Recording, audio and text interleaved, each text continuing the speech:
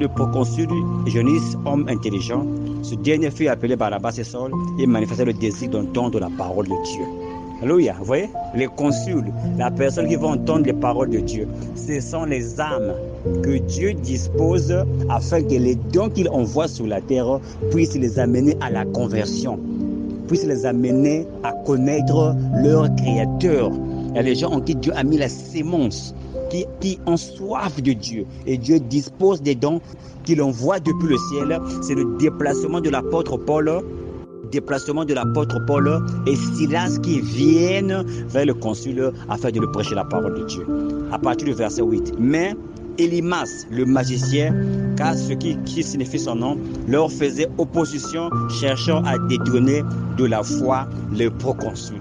Aujourd'hui, il y a des gens qui s'élèvent dans le ministère afin de combattre. Ces gens que Dieu envoie sont remplis du Saint-Esprit. Ces gens en qui Dieu envoie pour amener les brebis vers lui. L'apôtre Paul, Silas, les Éphésiens 4:11, les dons de 1 Corinthiens chapitre 10, que Dieu envoie sur la terre pour amener le consul à la repentance, pour amener les brebis, une partie de Dieu, la sémence déchue d'Adam et Ève, amenée vers Jésus. Et toi, tu te lèves, tu sèmes la division, tu combats le ministère, tu parles du mal aux hommes de Dieu, tu parles du mal du ministère. Bien-aimé de le Seigneur, si tu fais partie de ces gens-là, ce matin, le Seigneur te demande de te repentir. Alléluia. Ils verront ce qui est arrivé à Élymas. Élymas, qui est ce groupe de gens qui combattent le ministère, qui est ce Corée et Dathan, qui est ce Judas Iscariote, qui sont là pour combattre Dathan et Abiram, qui sont là pour combattre. Où Corée a fini, c'est englouti, vivant, allez vivant dans le séjour des morts, bien le Seigneur. La terre les engloutit. Et si nous voyons comment Élymas a été frappé d'aveuglement, bien-aimé le Seigneur. Et aujourd'hui, bien-aimé, tu peux te demander, mais pourquoi les choses ne marchent pas dans ma vie?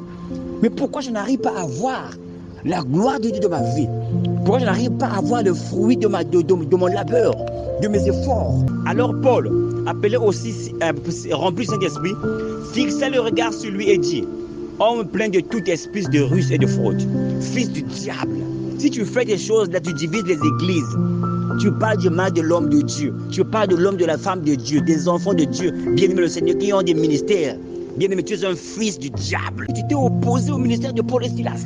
Tu t'es opposé au ministère des Éphésiens 4 chapitre 11. Tu t'es opposé au ministère de 1 Corinthiens chapitre 10. Que Dieu envoie ses dons afin de ramener les gens vers Jésus-Christ. Mais toi, tu es là en train de semer la discorde.